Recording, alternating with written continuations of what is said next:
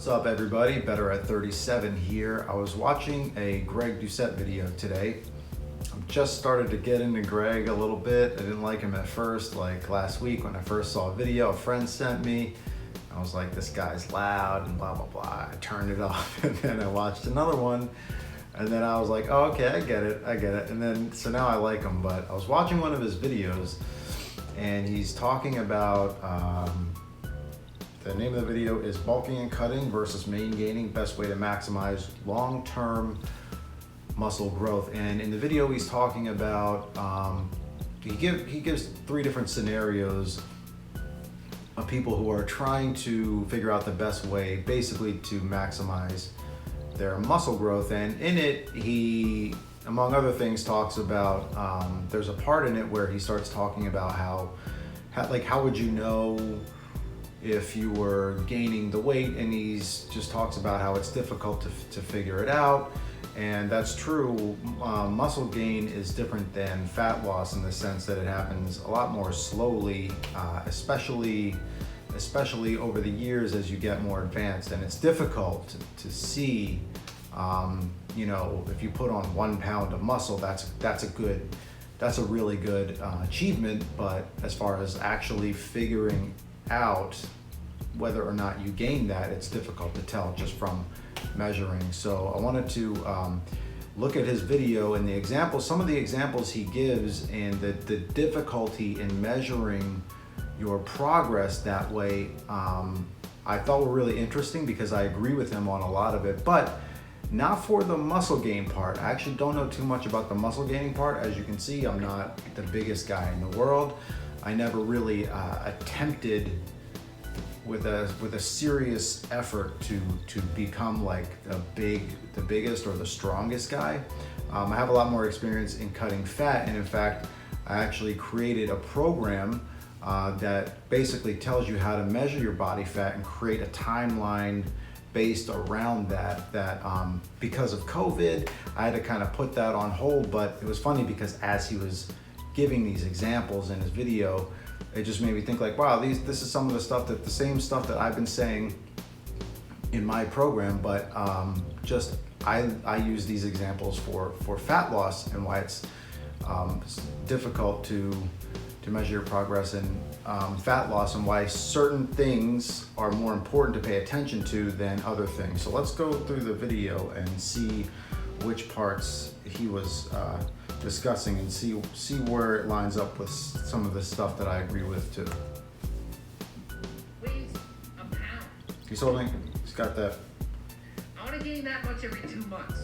So in 2 months from now, if I haven't gained any muscle and I just pop the top and drink it down and get on the scale, it doesn't mean I just gained a pound of muscle in the last 2 months. Your body cannot accurately track this. You can DEXA scan all you like, caliper all you like, bod pod, I don't care what method. There is no possible way you can track. And I get clients and they want the details.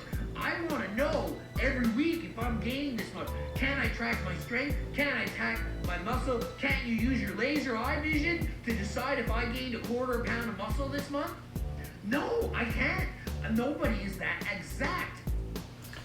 All right, so so what he's saying there, he's talking about muscle gain, and he holds up the can of soda, says this thing weighs a pound, and look, if I go on the scale and I weigh myself and then I drink the can of soda or seltzer water or whatever and then weigh myself again, it's going to tell me I gained a pound, but you know, that doesn't mean I gained a pound of muscle. And that's exactly the point I made in my program, except for the point I was making was that you can't use the weight scale for fat loss for the same reason, because you can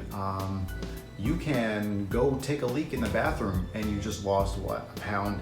You can eat food and you can think that you gained weight when you didn't. Like, it works both ways. You can overestimate the amount of fat that you're losing if you just use the scale, which is dangerous. in the beginning, because in the beginning, when you first start, in the first week or two, you're not just losing fat, you're losing fat along with other stuff. If you're exercising, you're losing muscle glycogen out of your muscle storage, which every molecule of glycogen attaches I think it's about 3.5 grams. Every gram of glycogen attaches 3.5 grams of water to it. So you're losing glycogen, you're losing water weight. If it's the first week you're dieting, you're losing that excess food that you would have normally stored in there. So it's a lot of extra weight that you could be losing in the first week on top of the fat loss. So that's one reason that I give that the weight scale is not the best thing to use. It's part of what you should use. It's one part, but it's not everything that you should use when you're trying to track your fat loss. And also for the same reason, it's bad the other way around too, because if you just look at one time that you weighed yourself, or like you could have a night where if you weigh yourself once and then you weigh yourself again the next day, and you don't use the bathroom, you don't take a crap or something, and you're not very active, so you're not sweating, and then you eat food, and let's say you eat like 2 meals and it's 2.5 pounds or whatever, and you think that you're still making progress, you step on the scale, even though you ate 2.5 pounds of food, and even if you were still below your calories, your goal calories for the day, you weigh yourself and it just hasn't been enough time, and you weigh yourself again, and now you're up on the scale. You're up on the scale and you think that your diet isn't working because the scale weight went up, when in reality what's happened is your body just goes through a lot of like little fluctuations over time, and it's important to look at the overall trend rather than just one snapshot, like at a single point in time. So yeah, and I think he makes this point also a little bit further on in the video when he talks about repairing, tearing down the muscles and rebuilding them. It's kind of the same idea as fat loss. You're always kind of taking in food and excreting food, getting rid of food. You're burning up muscle glycogen and replenishing it, and you're eating less overall calories, but sometimes you're eating more. Your overall intake is less, but at some smaller moment compared to some larger moment you're taking in, but overall you're taking in less. So let's see what else he says. Track your median weight and all this stuff. Hey, I was 180. This month I'm 181. Did I gain a pound of muscle? I don't know. Well, but here's my before and after picture. You look the same. What do you think? 1 pound of muscle? You might have drank more water that day, and now you're up a pound. You might be up a pound, and it's a pound of fat. You might be up a pound, and it's 4 pounds of muscle. How do I know? Okay, that's a good point. That's what I was saying about you might be up a pound of muscle or 4 pounds of what. It's hard to tell. Even with the calipers, which I recommend using, or the tape measure for circumference measurements, or DEXA scan or whatever. It's just hard to tell from one. It's hard to tell from one measurement alone. So you have to track trends over time. Be water, you could be dehydrated. And I'm looking at a picture. If you're 1 inch closer to the camera, you're gonna look bigger. 1 inch, do you know how easy that is? Look, that's easy. Instead, oh, is Greg's shoulder getting bigger? Well, you can't tell. The lighting, am I pumped? If I do 5 push-ups and then stand like this, or if I just flex a little bit more, oh look, Greg has got more ripped this week. Did I eat breakfast? Did I not? It's too hard to calculate, to track. So you just do the best. You look in the mirror and you say, am I about the same lean as I was last month? If you're starting to get sloppy, you see it, slow down and eat a little bit less. Unless you're bulking and that's your goal, then do so. Yep, he's exactly right. So you can, and I actually have a section about this in my program in my program called Countdown.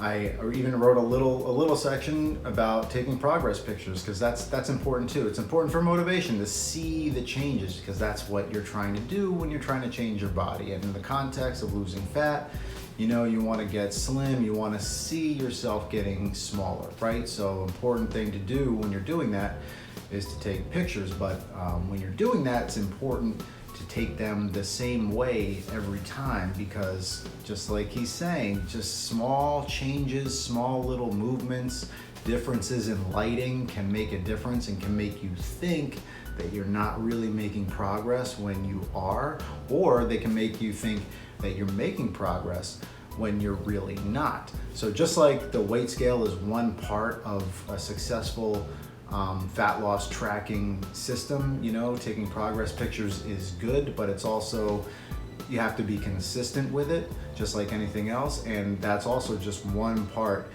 of tracking your fat loss. You wouldn't just take pictures, right? You would want to take pictures, and you'd want to take some circumference measurements, to use the body fat calipers if you can. Use multiple different ways of tracking your progress outside of just the one system, especially at any one point in time. The worst thing you could do is just do one thing and just do it once. So hopefully this makes sense. If you want to bulk, I'm not against bulking. Okay, I think that's about ending the part that I wanted to get to.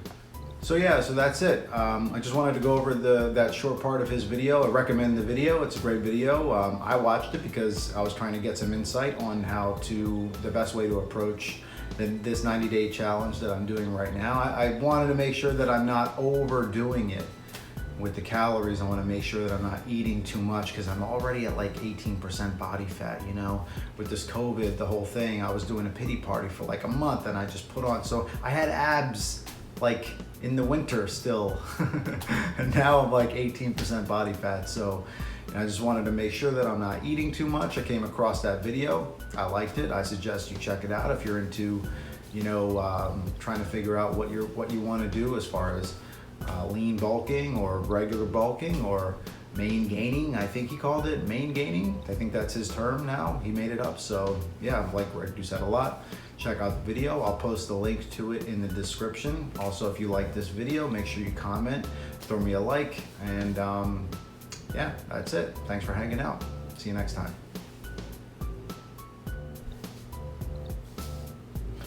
I'll also put a link in the description where you can download my program if you want to. Like I said, I had it, you know, up for sale before all the COVID happened, but once that happened, I had to kind of shut down the advertising for it, because, you know, I got to make sure I can pay my rent, and advertising isn't cheap. But what the hell, I'd rather just give it out for free now, and if it can help somebody out, then yeah. So, you know, the program's about how to track your fat loss and to make a timeline for it, and the different ways that you can do that. And there's an ebook, there's some course materials, and I developed an app also where you can track your fat loss, and it'll calculate automatically a timeline for you. That's for Android. I don't have the one for, I made one for the iOS, but it's a whole thing about getting it into the App Store. So I just have one for Android. So if you got an Android and you want to learn how to track your fat loss and have an app that'll calculate your timeline for you, you can go ahead and click the link below. That's free. Take it, download it. Hopefully you get something out of it. Hopefully you learn something from it. If you like it, send it to a friend, tell them where you got it from, send them to this channel and tell them to subscribe and like my videos, and that'll help me a lot. And yeah, wish you the best of luck.